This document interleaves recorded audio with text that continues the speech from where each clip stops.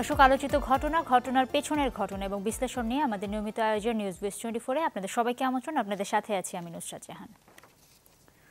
পুরো অনুষ্ঠানে চলে যাচ্ছি আমরা। বিভিন্ন দেশে অগ্রাধিকার তালিকার ভিত্তিতে করোনা ভ্যাকসিন দেওয়া হচ্ছে বয়স্ক এবং স্বাস্থ্যকর্মীদের। বাংলাদেশেও এই তালিকা চূড়ান্ত করার কাজ চলছে। এ বিষয়ে বিশ্ব স্বাস্থ্য সংস্থার পরামর্শ, ভ্যাকসিন শুধু তারাই পাবেন যারা সত্যিকার অর্থে কোভিড ঝুঁকিতে রয়েছেন। গবেষক এবং চিকিৎসকরা বলছেন, বাংলাদেশে ভ্যাকসিনের অগ্রাধিকার তালিকা তৈরিতে স্বচ্ছতা জরুরি। সারোয়ার সুমনের রিপোর্টে বিস্তারিত। যোজন যোজন দূরে ধনী দেশগুলোতে অগ্রাধিকার ভিত্তিতে করোনার ভ্যাকসিন পাচ্ছে মানুষ। এমন সংবাদে আপাতত তাকিয়ে থাকা ছাড়া উপায় নেই দেশের মানুষের। তবে অক্সফোর্ডের 3 কোটি ভ্যাকসিন ভারতের সেরাম ইনস্টিটিউট আর বাংলাদেশের বেক্সিমকো ফার্মাসিউটিক্যালস হয়ে সরকার হাতে পাবার চুক্তি অবশ্য হয়েছে। 2 ডোজ করে 1.5 কোটি মানুষ বিনামূল্যে পাবেন এই টিকা। ভ্যাকসিন প্রাপ্তির ক্ষেত্রে বিশ্ব স্বাস্থ্য সংস্থার স্পষ্ট কাঠামো থাকলেও বাংলাদেশে করোনার টিকা কারা আগে পাবেন সেই তালিকা এখনও চূড়ান্ত হয়নি। স্বাস্থ্য মন্ত্রণালয়ের দায়িত্বপ্রাপ্তরা অবশ্য জানিয়েছেন, বিশ্ব স্বাস্থ্য সংস্থার পরামর্শ অনুযায়ী হবে এই অগ্রাধিকার তালিকা। বিশেষজ্ঞরা বলছেন, করোনা ভ্যাকসিন কারা প্রথমে পেতে যাচ্ছেন, সত্যিকার ঝুঁকিতে থাকা ব্যক্তিদের ক্ষেত্রে তা নিশ্চিত হচ্ছে কিনা এ বিষয়ে স্বচ্ছতা জরুরি। পার্শ্ববর্তী দেশ ভারতের দিকে তাকাই, তারা এরকম কিন্তু একটা প্রায়োরিটি আরো মাসখানেক আগেই করে ফেলেছে। আমাদের কোনো এরকম প্রায়োরিটি এখনো পর্যন্ত আমার চোখে পড়েনি। এটা কিন্তু খুব ট্রান্সপারেন্ট হওয়া উচিত। আমাদের তো ডাটাবেজ আছে, সেখানে আমরা বেশি বয়স ধরে আমরা টান দিয়ে এটাকে র্যাঙ্ক করে ফেলি না। আমি র্যাঙ্ক করে আমরা বলে ফেলি যে প্রথম আমরা দিব প্রথম 50,000, তারপরে 50,000। সো আসলে ট্রান্সপারেন্সিটা থাকলে পরে হয় কি, মানুষ আস্থা রাখবে এটার উপরে। বাংলাদেশের সম্প্রসারিত টিকাদান কর্মসূচি বিশ্ব নন্দিত। এরপরও শিশু ও পূর্ণবয়স্কদের টিকা দেওয়ার সামাজিক ও প্রশাসনিক বাস্তবতাও মাথায় রাখা জরুরি বলে মনে করেন এই বিশেষজ্ঞরা। বললেন যে আজকে এখানে 150 জন বা 200 জন আসবে, এই 150-200 জনকে ঠিক মতো টাইম স্লট ভাগ করে করে এগুলো প্রস্তুতি হিউজ দরকার। একটা বাচ্চাকে আপনি যখন ভ্যাকসিনেট করবেন, তার মা তাকে কোলে করে নিয়ে আসবে, সে তার শ্বশুর শাশুড়ির সাথে ঝগড়া করে হলেও বাচ্চাকে নিয়ে এসে টিকাটা দিয়ে চলে যাবে। তো একজন অ্যাডাল্ট পার্সনের কিন্তু এক্সপেকটেশন সেরকম না, তার লজিস্টিক সাপোর্ট সেরকম না। অক্সফোর্ড অ্যাস্ট্রাজেনেকার ভ্যাকসিন ছাড়াও বহুপক্ষীয় ভ্যাকসিন জোট কোভ্যাক্স থেকে 3,40,00,000 ভ্যাকসিন পাবার কথা আছে বাংলাদেশের। সারোয়ার সুমন, চ্যানেল 24, ঢাকা। লন্ডনের শনাক্ত করোনার নতুন ধরন নিয়ে উদ্বেগ বাড়ছে বিশ্বে। এতে যুক্তরাজ্যের সাথে বিমান যোগাযোগ বন্ধ করে দিয়েছে ইউরোপের ডজন খানেক দেশ। লকডাউন সহ নানা বিধিনিষেধ আরোপ করা হচ্ছে বিভিন্ন জায়গায়। আর সব দেশের সাথে 1 সপ্তাহের জন্য আন্তর্জাতিক ফ্লাইট বন্ধ রেখেছে সৌদি আরব। ভ্যাকসিন প্রাপ্তির আশা নিয়ে সব খবরের মাঝে আরেক শঙ্কার নাম করোনার নতুন ধরনের বিস্তার। সেপ্টেম্বরের মাঝামাঝি ইংল্যান্ডের দক্ষিণ পূর্বের বেশ কয়েকটি এলাকায় ধরা পড়ে নতুন বৈশিষ্ট্যের করোনা ভাইরাস। সপ্তাহখানেকের মধ্যে আক্রান্ত হন দেশটির 1000-এর বেশি মানুষ। ব্রিটিশ প্রধানমন্ত্রীর হুঁশিয়ারি, আগের চেয়ে 70% দ্রুত ছড়ায় এটি। তাই সবাইকে স্বাস্থ্যবিধি মানতে জোর দিলেন দেশটির স্বাস্থ্যমন্ত্রী। করোনার এই নতুন ধরনটি একেবারেই নিয়ন্ত্রণে নেই। এটি কতটা প্রাণঘাতী তাও বোঝা যাচ্ছে না। তাই এই মুহূর্তে বিধিনিষেধ মেনে চলা ছাড়া কোনো উপায় নেই। ভাইরাসের সংক্রমণ ঠেকাতে ফের কঠোর বিধিনিষেধে ফিরেছে যুক্তরাজ্য। নতুনভাবে প্রাদুর্ভাব ঠেকাতে দেশটির সাথে বিমান চলাচল বন্ধ ঘোষণা করেছে ফ্রান্স, জার্মানি, কানাডা সহ ইউরোপের বেশ কয়েকটি দেশ। এমনিতেই করোনায় বিপর্যস্ত গোটা বিশ্ব। এর মধ্যে নতুন এ ধরনটি ছড়িয়ে পড়লে ভয়াবহ সংকটে পড়বে দেশ। হয়তো আবারও বিচ্ছিন্নতার পথেই হাঁটতে হবে। অন্য ভাইরাসের মতো করোনার নতুন এই ধরনটিও অনেক দ্রুত পরিবর্তন হয়। এটি কতটা ভয়ঙ্কর বা ভ্যাকসিনে প্রতিরোধ সম্ভব কিনা তা জানতে সময় লাগবে। এর মধ্যেই বিশ্বের সব দেশের সাথে বিমান চলাচল বন্ধের ঘোষণা দিয়েছে সৌদি আরব। বন্ধ থাকবে দেশটির সব সীমান্ত আর সমুদ্র বন্দরও। এছাড়া ইউরোপ থেকে সৌদিতে প্রবেশ করা ব্যক্তিদের বাধ্যতামূলক 14 দিনের কোয়ারেন্টিনে থাকার নির্দেশ দেওয়া হয়েছে। ওয়ালিউল্লাহ ফারুক, চ্যানেল 24। দর্শক, করোনা ভাইরাসের নতুন ধরন নিয়ে আলোচনা করব। যুক্তরাজ্য থেকে আমাদের সাথে যুক্ত হচ্ছেন অধ্যাপক ডক্টর মিরাজ রহমান। তিনি কিংস কলেজ লন্ডনের মেডিসিনাল কেমিস্ট্রি বিভাগের অ্যান্টিমাইক্রোবিয়াল শাখার প্রধান। অধ্যাপক ডক্টর মিরাজ রহমান, আপনাকে অনেক ধন্যবাদ আমাদের সাথে যুক্ত হওয়ার জন্য। শুরুতেই জানতে যাব, রিপোর্টে যে আমরা দেখছিলাম নতুন একটা ধরন দেখা দিয়েছে করোনা ভাইরাসের। একটু জানতে চাবো যে এর বৈশিষ্ট্যগুলো কেমন বা কতটা খারাপ হতে পারে। আচ্ছা, একটা জিনিস আমাদের মনে রাখতে হবে যে ভাইরাস সবসময় মিউটেশন হয়। যেটি আমরা দেখেছি যে এর আগে যে করোনা ভাইরাস যেটি আমরা জানি যে SARS-CoV-2 এটির মিউটেশনটি একটু স্লো ছিল, যে প্রতি মাসে 1টা থেকে 2টা মিউটেশন আমরা দেখছিলাম। তার মানে আপনি যদি চাইনিজ উহানে যে ভাইরাস আবিষ্কার হয়েছিল বা বের হয়ে আমরা প্রথম যে প্রাদুর্ভাব দেখলাম তার থেকে হয়তো 20 থেকে 25টা মিউটেশন আমরা বর্তমান যে ভ্যারিয়েন্ট চলছে সেখানে দেখছি। কিন্তু খুব রিসেন্টলি যেটা আমরা দেখলাম যে খুব অল্প সময়ের মধ্যে প্রায় 17টি মিউটেশন দেখেছি এই নতুন যে আমরা বলছি যে ভ্যারিয়েন্ট যেটি পাওয়া গিয়েছে আপনার যুক্তরাজ্যে। তো ভাইরাস যেটি করে, করোনা ভাইরাস আপনার আমাদের শরীরে প্রবেশ করার জন্য ওর যে স্পাইক প্রোটিন আছে সেটি আপনার আমাদের একটা রিসেপ্টর আছে ACE2 তার সাথে ডকিং করে। এই স্পাইক প্রোটিনে দেখা যাচ্ছে যে 8টি মিউটেশন, তার মধ্যে সবচেয়ে ইম্পর্টেন্ট যেটি বলি আমরা হচ্ছে N501Y, সেটি আগেও দেখা গিয়েছে, কিন্তু এর সাথে আরো বেশ কিছু মিউটেশন হওয়ার ফলে এখন এই যে স্পাইক প্রোটিনের সাথে যে ACE2 রিসেপ্টরের যে ডকিংটা এটি অনেক হাই অ্যাফিনিটি ডকিং। তার মানে হচ্ছে যে আরো অনেক ভালোভাবে এই ভাইরাস আপনার আমাদের শরীরে প্রবেশ করতে পারছে। এরপরে আরেকটি মিউটেশন আমরা দেখছি যে ফিউরিন ক্লিভেজ সাইটের কাছাকাছি একটা মিউটেশন আছে, যার মাধ্যমে আমরা বুঝতে পারছি যে ভাইরাস আরো অনেক সহজে তার RNA-টাকে আমাদের শরীরে প্রবেশ করাতে পারছে। এই দুইটির ফলে যে ইফেক্টটা আমরা দেখছি সেই ইফেক্টটা হচ্ছে যে ভাইরাসের যে ট্রান্সমিসিবিলিটিটা বা আপনার একটা পার্সন থেকে আরেকটা পার্সনে যে সহজে সংক্রমণ হওয়াটা সেটি প্রায় 70% বেড়ে গিয়েছে। এখন এটা বলাটা ডিফিকাল্ট যে এটি আপনার যে ইউনিক কিনা এবং এই যে চেঞ্জটা এর যে ফলে যে লং টার্ম ইফেক্টটা কেমন হবে। কারণ আমরা এর আগেও দেখেছিলাম যে ডেনমার্কের যে মিঙ্ক ফার্ম থেকে মিউটেশন এসেছিল, সেখান থেকে আমরা মনে করেছিলাম যে সেটির একটি মেজর ইফেক্ট হতে পারে, যার ফলে আপনারা জানেন যে ডেনমার্কে কয়েক মিলিয়ন মিঙ্ককে আপনার হত্যা করা হয়েছিল যাতে এই ভাইরাস স্প্রেড না হয়। এর আগেও আমরা দেখেছি যে স্পেনে একটা মিউটেশন নিয়ে আমরা অনেক ওরিড হয়েছিলাম, কিন্তু পরবর্তী দেখা গেছে যে ওইগুলো আসলে কোনোটিই খুব একটা মেজর ইফেক্ট দেখা দেয়নি।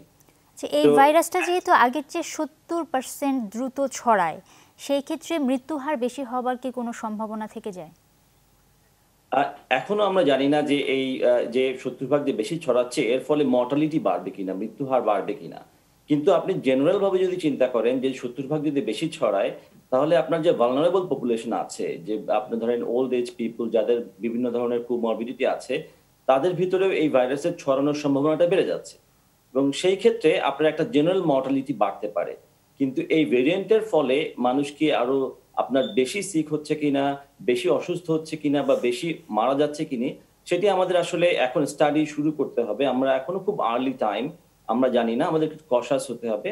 কিন্তু এই পর্যন্ত কোনো ডেটা নেই যে এই মিউটেশনগুলোর ফলে, এই ভেরিয়েন্টের ফলে যে আপনার কোনো কারণে মর্টালিটি বাড়ছে বা মৃত্যু হার বাড়ছে। আচ্ছা, আরেকটা বিষয় জানতে চাচ্ছি যে এই ক্ষেত্রে চিকিৎসা ব্যবস্থাটা কেমন হবে? আগে যেই করোনা ভাইরাসের কারণে যে ধরনের স্বাস্থ্যবিধি মেনে চলার কথা বলা হচ্ছিল বা যেই ধরনের চিকিৎসা নেওয়ার কথা বলা হচ্ছিল, সেটাই কি সবাই কন্টিনিউ করবে কিনা? অবশ্যই আমরা মনে করি না যে চিকিৎসায় কোনো ব্যতিক্রম হবে। এটি কিন্তু আপনার করোনা ভাইরাসেরই একটি ভ্যারিয়েন্ট, যে আমরা জানি যে ভাইরাস সবসময় মিউটেশন করছে এবং একটি নতুন ভ্যারিয়েন্ট ডেভেলপ করেছে। এর যে আপনার যে ডিজিজ প্রোগ্রেশন, যে ক্যারিয়ার স্টেজ, এভরিথিং সেম। যেটি হচ্ছে যে এটি হয়তো একটু কিছুটা দ্রুত ছড়াচ্ছে, যার মানে আমাদের আসলে এখন স্বাস্থ্যবিধিটা আরো বেশি মেনে চলতে হবে। এর আগে আমরা যেটা বলছিলাম যে 2 মিটার দূরত্বে থাকতে হবে, মাস্ক পরে চলতে হবে যাতে একজনের কাছ থেকে আরেকজনের ভাইরাস না ছড়ায়। এই ভ্যারিয়েন্টটা যেহেতু অনেক দ্রুত ছড়ায়, এটি ভাইরাসের একটা বৈশিষ্ট্য। সবসময় ভাইরাস চেষ্টা করে যে সে কিভাবে মিউটেটেড হতে পারে যাতে তার সংক্রমণের পরিমাণ বেড়ে যেতে পারে, তার হোস্টের পরিমাণ বেড়ে যেতে পারে। তো যেহেতু এই মিউটেশনটা আমরা দেখছি, এই ভ্যারিয়েন্টটা আমরা দেখছি, আমাদেরকে যেটা করতে হবে যে আরো বেশি ভালো করে স্বাস্থ্যবিধি মেনে চলতে হবে। এই যে আমাদের নিয়মিত হাত ধোয়া, মাস্ক পরা, আপনার ইনডোর স্পেসে কম লোকজন থাকা, অল্প সময় থাকা, এই ব্যাপারগুলো যদি আমরা মেনে চলতে পারি, তাহলে কিন্তু আমি মনে করি যে আগে আমরা যেভাবে মোকাবেলা করতে পারছিলাম করোনা ভাইরাসটাকে, একই পরিমাণে আমরা এটাকে মোকাবেলা করতে পারবো। কিন্তু একই সাথে যেটা খেয়াল করতে হবে যে যারা ভালনারেবল পপুলেশন, তারা যেন সাধারণ পপুলেশনের সাথে কন্ট্যাক্ট একটু কম আসেন, কারণ এখন তাদের এই ভাইরাসটা ক্যাচ করার চান্স কিছুটা বেড়ে যাচ্ছে এই ভ্যারিয়েন্টের জন্য। সেই ক্ষেত্রে যে ভ্যাকসিনগুলো আবিষ্কার হয়েছে করোনা ভাইরাসের জন্য, সেই ভ্যাকসিনগুলো কি আসলে এই নতুন ভাইরাসের ক্ষেত্রেও কার্যকরী হবে? আপনার কি মনে হয়? আমরা আশা করছি এটি কার্যকরী হবে। এটি আসলে এই মুহূর্তে বলাটা একটু ডিফিকাল্ট, আপনি যদি খেয়াল করেন যে অধিকাংশ ভ্যাকসিন প্ল্যাটফর্মগুলোই আপনার এই স্পাইক প্রোটিনটার যে জেনেটিক ম্যাটেরিয়াল সেটিকে ইউজ করেছে, যার মানে আপনার এই মডার্নার ভ্যাকসিন, ফাইজারের ভ্যাকসিন, এরা যেটা করে যে শরীরের ভিতরে এসে আর্টিফিশিয়াল স্পাইক প্রোটিন তৈরি করছে, সেই স্পাইক প্রোটিনের এগেনস্টে ইমিউনিটি তৈরি হয়। যেহেতু আমরা দেখছি যে এই নিউ ভ্যারিয়েন্টে স্পাইক প্রোটিনে 8টি মিউটেশন হয়েছে, এখন এই মিউটেশনের ফলে যদি স্পাইক প্রোটিনের যে আমরা যেটা বলি যে 3 ডাইমেনশনাল শেপ যেটি রিকগনিশনটা ইম্পর্টেন্ট, আপনার যে শরীরের যে ইমিউনিটি তৈরি হবে তার ফলে, সেটিতে যদি সিগনিফিক্যান্ট কোনো চেঞ্জ না হয় তাহলে আমরা আশা করবো যে এই ভ্যাকসিনগুলোতেই কাজ করবে। এই যে মিউটেশনগুলো হয়েছে সেটি আসলে যেটি করে যে স্পাইক প্রোটিনের একটি অংশ আছে যেটাকে বলি আমরা রিসেপ্টর বাইন্ডিং ডোমেইন। এই রিসেপ্টর বাইন্ডিং ডোমেইনে কিছু চেঞ্জ আসার ফলে সেটি ACE2 এর সাথে বেটার অ্যাফিনিটি ডকিং করছে, কিন্তু সেটি কিন্তু ওভারঅল স্পাইক প্রোটিনের শেপ চেঞ্জ করছে কিনা আমরা এখনো জানি না। তো আরো কিছু ডেটা আমাদেরকে কালেক্ট করতে হবে, কিন্তু আমরা আশা করছি যে এই ভ্যাকসিনগুলো এই নতুন ভ্যারিয়েন্টের বিরুদ্ধে কার্যকরী হবে।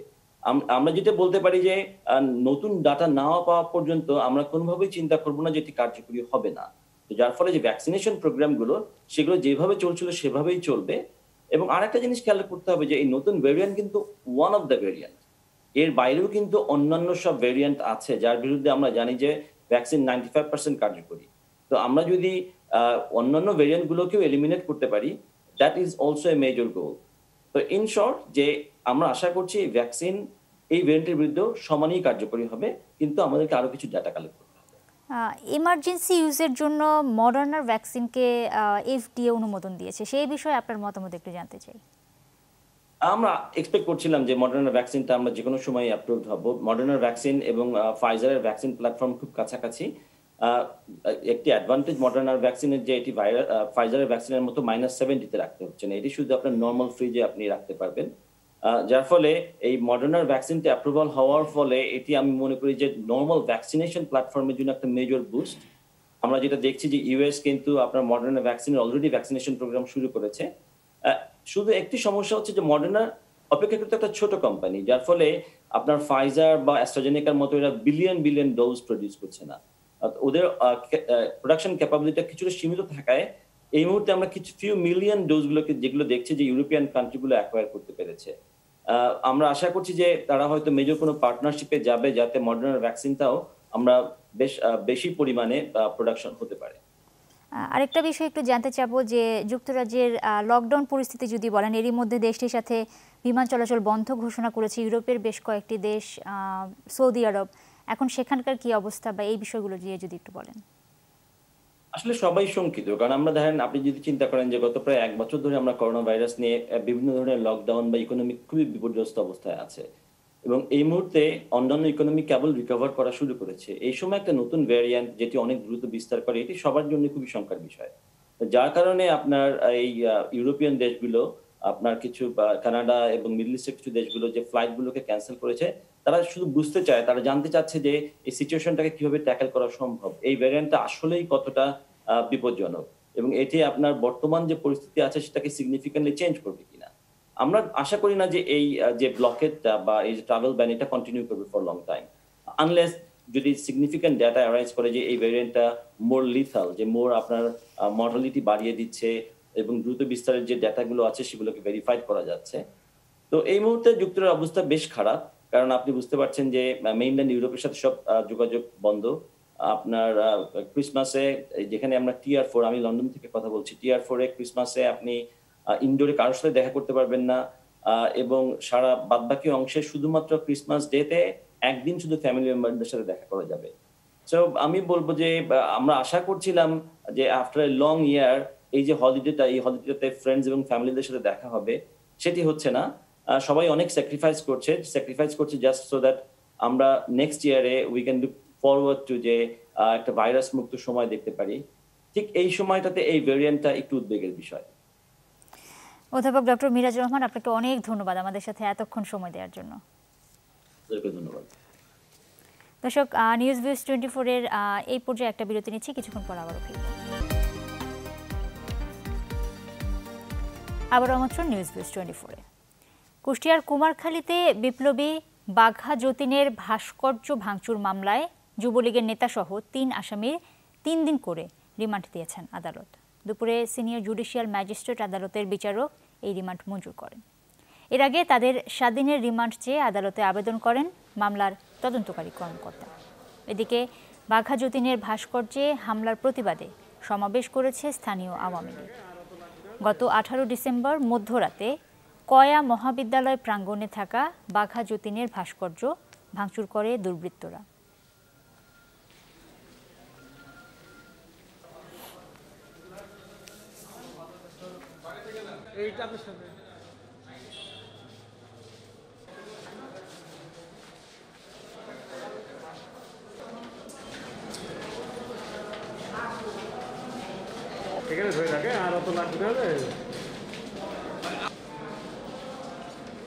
বিপ্লবী নেতা বাঘা যতীন তার ভাস্কর্য ভাঙচুর, কারা কারা এর সাথে আরো সংশ্লিষ্ট আছে, সে যে দলেরই হোক, যে গোত্রেরই হোক, তাদের গ্রেপ্তার এবং সেই মদতদাতাদের, ইন্ধনদাতাদের খুঁজে বের করে আইনের আওতায় এনে বিচারের কাঠগড়ায় দাঁড় করানোর জন্যই আজকে আমরা রিমান্ডের পক্ষে আমরা দাঁড়িয়েছিলাম। দর্শক, এই বিষয়ে আরও জানাতে কুষ্টিয়া থেকে আমাদের সাথে যোগ দিচ্ছেন শরীফ বিশ্বাস। শরীফ, ভাস্কর্য ভাঙচুরের বিষয়ে আদালতের মন্তব্য কি ছিল? হ্যাঁ নুসরাত, আপনাকে জানিয়ে রাখি, গত 18 ডিসেম্বর কুষ্টিয়ার কুমারখালীতে ব্রিটিশ বিরোধী আন্দোলনের পুরোদাখ্যাত বিপ্লবী হয়েছে। এই ঘটনায় কিন্তু আমরা জানি যে 3 জনকে গ্রেপ্তার করা হয়েছে, তাদেরকে আজকে আদালতে হাজির করা হয়েছিল এবং 3 দিনের রিমান্ড মঞ্জুর করেছেন আদালত। এর মধ্যে আমরা জানি যে একজন ইউনিয়ন যুবলীগের সভাপতি রয়েছে, এই মুহূর্তে নুসরাত আমার পাশে রয়েছেন কুষ্টিয়ার একজন সিনিয়র সাংবাদিক নূর আলম দুলাল। আসলে তার কাছ থেকে জানতে চাইবো, এই যে সম্প্রতি যে ভাস্কর্যগুলো ভাঙা হলো, বিশেষ করে জাতির জনক বঙ্গবন্ধুর ভাস্কর্য এবং সর্বশেষ বাঘা যতীনের ভাস্কর্য ভাঙা হলো, এই বিষয়টিকে আসলে কিভাবে? আসলে আপনি যেমনটি বলছিলেন যে সাংস্কৃতিক জনপদ এবং মুক্তিযুদ্ধের সূতিকাগার হিসেবে কুষ্টিয়ার একটি পরিচিতি রয়েছে এবং সর্বকালের সর্বশ্রেষ্ঠ জাতির জনক বঙ্গবন্ধু শেখ মুজিবুর রহমান দেশ স্বাধীনের পর 1972 সালে 16 মার্চ কুষ্টিয়ায় এসে সংবিধান রচনার পূর্ব মুহূর্তে উনি এখানে কাটিয়ে গিয়েছিলেন। সেই ক্ষেত্রে কুষ্টিয়া বঙ্গবন্ধুর তীর্থভূমি এবং বঙ্গবন্ধুর যে পদচারণা, স্বাধীনতার সার্বভৌমত্ব, সেই দিক থেকে কিন্তু খুবই একটি গুরুত্বপূর্ণ জেলা। কিন্তু আমরা অত্যন্ত দুঃখিত এবং অত্যন্ত আমাদের জন্য লাজুক, আমরা যে রাজনৈতিক মনায় হয় না কেন, যে 5 ডিসেম্বরে আমাদের এই পৌরসভার উদ্যোগে 5 স্থান মোড়ে যে বঙ্গবন্ধু ভাস্কর্যটি ভাঙচুর হয়েছে এবং 2 জন মাদ্রাসা ছাত্রী থেকে ভাঙচুর করেছে। এর পরপরই দেখা গেল যে 18 ডিসেম্বরে আপনার কুমারখালীতে এই ব্রিটিশ বিরোধী আন্দোলনের জন্য যে বাঘা যতীন, আমরা যে স্বদেশী আন্দোলনের যার জন্য আজকে আমরা এই স্বাধীন সার্বভৌম বাংলাদেশ পেয়েছি, সেই ব্রিটিশ বিরোধী আন্দোলনের অন্যতম নেতা বিপ্লবী বাঘা যতীনের ভাস্কর্য ভাঙচুর। ধন্যবাদ নূর আলম দুলাল। নুসরাত, আরেকটি বিষয় জানিয়ে রাখি যে 3 জনের আজকে রিমান্ড মঞ্জুর করা হয়েছে, বিশেষ করে বাঘা যতীনের ভাস্কর্য ভাঙচুরের ঘটনায়। এই ঘটনায় আরো পেছনে কেউ জড়িত কিনা সেটি কিন্তু খতিয়ে দেখার জন্য মূলত পুলিশ রিমান্ড আবেদন করেছে এবং রিমান্ড মঞ্জুর হয়েছে। শরীফ বিশ্বাস, অনেক ধন্যবাদ আপনাকে। দর্শক, নিউজ 24 এর পর্যায়ে আরো একটা বিরতি নিচ্ছি, কিছুক্ষণ পর আবারও ফিরব। আরো একবার আমন্ত্রণ নিউজ 24-এ। আপাতত 1 সপ্তাহের জন্য বাতিল করা হলো সৌদি আরবের জেদ্দা, রিয়াদ এবং দাম্মামগামী বাংলাদেশের বিমানের সকল ফ্লাইট। করোনা মহামারীর কারণে বিমান চলাচলে সৌদি আরব সরকার নিষেধাজ্ঞা দেওয়ায় এমন সিদ্ধান্ত নিতে বাধ্য হলো বাংলাদেশ বিমান। এর ফলে আজ বাংলাদেশ থেকে জেদ্দা, রিয়াদ এবং দাম্মামগামী 3টি ফ্লাইট বাতিল হয়েছে। বিমান কর্তৃপক্ষ জানিয়েছে, ফ্লাইট পুনরায় চালু হলে বাতিল ফ্লাইটের যাত্রীদের অগ্রাধিকার ভিত্তিতে আসন বরাদ্দ দেওয়া হবে।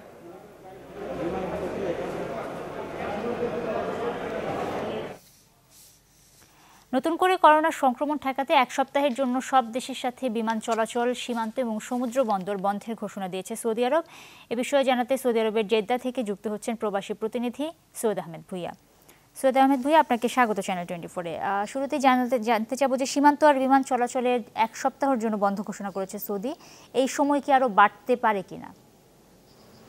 জি, ধন্যবাদ আপনাকে। আসলে আপনাকে জানিয়ে রাখি, গতকাল কিন্তু সৌদি বার্তা সংস্থা এসপিএ যেই জিনিস রাত্র যেটা বাংলাদেশ সময় প্রায় তখন 2:30 বাজে, তখন কিন্তু আমাদেরকে যে একটি তথ্য ছিল যে সৌদি আরব থেকে প্রত্যেকটা আন্তর্জাতিক ফ্লাইট কিন্তু তারা বন্ধ করে দিয়েছে এবং তাদের সর্বশেষ আমরা তখন জানতে চেষ্টা করছি যে ফ্লাইটগুলি সৌদি আরবে অবতরণিত আছে তারা কি যেতে পারবে কিনা। তো তখন সৌদি কর্তৃপক্ষ সংস্থা SPA জানিয়েছিলেন আমাদেরকে যে হ্যাঁ এই ফ্লাইটগুলি তারা যাবে এবং তাদেরকে যে প্যাসেঞ্জার যারা যাত্রী ছিল তাদেরকে নেওয়াই হবে এবং সৌদি এয়ারলাইন্সের কোনো ফ্লাইট কোনো দেশে যাবে না এবং তাদের অবরোধন করতে দিবে না। এই কথাটি তাদেরকে স্পষ্ট ভাষায় তারা জানিয়েছিলেন এবং তারা আরেকটি কথা বলেছিলেন যে 8ই ডিসেম্বর থেকে যারা ইউরোপ থেকে বা বিভিন্ন দেশ থেকে যে আসছিলেন সৌদি আরবে তারা কিন্তু কি অবস্থান আছেন বা কোথায় আছেন তাদেরকে নির্দিষ্টভাবেই তাদেরকে আবারও বলা হয়েছে যে 15 দিন হোম কোয়ারেন্টাইনে যাওয়ার জন্য এবং তারা একটি নির্দিষ্ট সময় দিয়ে বলেছিলেন যে প্রতি 5 দিন অন্তর অন্তর PCR টেস্ট করতে হবে এবং ওই PCR টেস্টটা 5 দিন অন্তরেই তারা সৌদি স্বাস্থ্য মন্ত্রণালয় কিন্তু তাদেরকে আপডেট দিতে হবে। এটা কিন্তু স্পষ্ট ভাষায় তাদের বলে দিয়েছিলেন। আচ্ছা, আরেকটা বিষয় জানতে চাইবো, এরই মধ্যে তো ফাইজার বায়োএনটেকের টিকা দেওয়া শুরু হয়েছে সৌদিতে। এই পর্যন্ত কতজন মানুষ এই টিকা নিয়েছে এবং কোনো ধরনের পার্শ্ব প্রতিক্রিয়া দেখা দিয়েছে কিনা? জি ধন্যবাদ। এটা কিন্তু আসলে আরো কয়েকদিন আগে, যেটা যদি আমি বলতে পারি যে 1 সপ্তাহ আগে কিন্তু এই বায়োমেট্রিক ভ্যাকসিনটি দেওয়া শুরু করেছিল। এখন সর্বপ্রথমে দুইজন সৌদি নাগরিক নিয়েছিলেন, একজন তাদের বার্তা সংস্থা জানিয়েছিলেন এবং তারা আরেকটি কথা বলে যে মুকিমিন একটা শব্দ তারা ব্যবহার করেছেন যেটা আরবি ভাষায়, তাতে বলেছিলেন যে ভিনদেশী একজন মহিলা নাগরিক এইটা কিন্তু নিয়েছিলেন। তবে এখন পর্যন্ত যে 3 জন আমরা জানতে পেরেছি, এই 3 জন কারোই কোনো সাইড এফেক্ট বা কোনো ধরনের আমরা তথ্য এখনো পাই নাই। তবে সৌদি স্বাস্থ্য মন্ত্রণালয় একটি কথা জানিয়ে দিয়েছেন, তাদের যে ভ্যাকসিন, তাদের 3.5 মিলিয়ন নাগরিক আছে সৌদি নাগরিক, এছাড়াও তাদের ভ্যাকসিন অলরেডি তাদের হাতে এসে পৌঁছেছে প্রায় 4 মিলিয়নের মতো। তারা বলেছে যে তারা 3 মাসের মধ্যে এই ভ্যাকসিনগুলি তাদের নাগরিককে দিবে। তবে কি ভাবে দিবে তারা কিন্তু একটা গাইডলাইন দিয়েছে। তারা বলেছে যে সর্বপ্রথম তারা পুলিশ এবং ডাক্তারদেরকে দেওয়া হবে। দ্বিতীয় ধাপটি তারা নিয়েছেন যে নার্স বা স্বাস্থ্যকর্মী যারা আছেন। তৃতীয় ধাপে তারা কিন্তু অভিবাসীদেরকে এই ভ্যাকসিন দেওয়ার জন্য তারা করবেন এবং তারা একটি ওয়েবসাইট খুলেছেন, তাদেরকে বলে দিয়েছে যে সবাই যেন রেজিস্ট্রেশন করে এবং রেজিস্ট্রেশন করলে তাদের এটা দিতে হবে 1 থেকে 18 বছর পর্যন্ত তারা কিন্তু এই ভ্যাকসিন নিতে পারবে না। এইটাই ছিল আসলে স্বাস্থ্য মন্ত্রণালয়ের আর সর্বশেষ আপডেট। সৈয়দ আহমেদ ভুঁইয়া, আপনাকে অনেক ধন্যবাদ আমাদের সাথে এতক্ষণ যুক্ত থাকার জন্য। পরের খবরে যাচ্ছি। মানব উন্নয়ন সূচকে 2 ধাপ এবং পরিবেশের প্রভাবজনিত সমন্বিত মানব উন্নয়ন সূচকে 9 ধাপ এগিয়েছে বাংলাদেশ।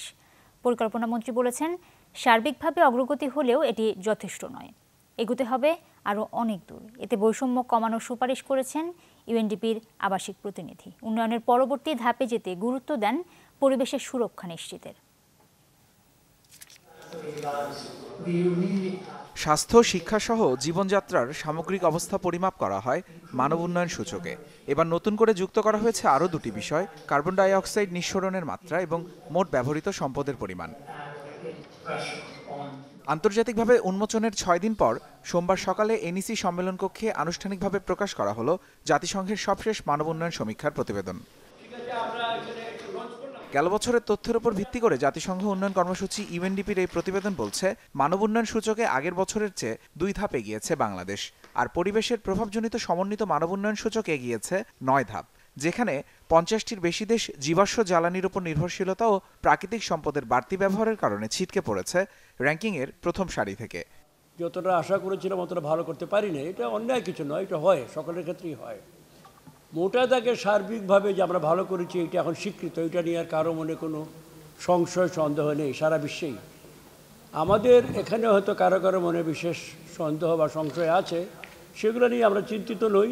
আমরা শেষ কথা হলে আমাদেরকে আমাদের কাজটা করে যেতে হবে। ইউএনডিপি প্রধান বলেন, পৃথিবীর প্রতিটি দেশই পরিবেশ ধ্বংস করে মানব উন্নয়নে সমৃদ্ধি লাভ করেছে, যা আত্মঘাতী। তাই মানুষ ও পরিবেশের সুরক্ষা নিশ্চিত করেই উন্নয়নের পরবর্তী ধাপে যাওয়ার পরামর্শ সংস্থার আবাসিক প্রতিনিধির। যে বৈষম্য যেটা বাড়ছে ওটা বাড়তে দেওয়া উচিত নয়, ওটা কিন্তু অনেক সামাজিকভাবে ক্ষতি করতে পারে।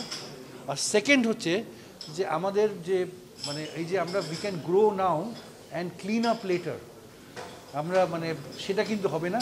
এটা এই রিপোর্টটা দেখিয়ে দিচ্ছে there is no opportunity for cleaning up. আমরা যে ক্ষতি করছি ওটা পার্মানেন্ট ক্ষতি হয়ে যাচ্ছে। 2019 সালে এই সূচকে বাংলাদেশের মান মধ্যম সারির দেশগুলোর গড়মানের চেয়ে বেশি ছিল। ইর্তিজান আসিম, সৌরভ, চ্যানেল 24, ঢাকা। এই ছিল আজকের সন্ধ্যা নিউজ ভিউজ 24-এর সাথে থাকার জন্য সবাইকে ধন্যবাদ।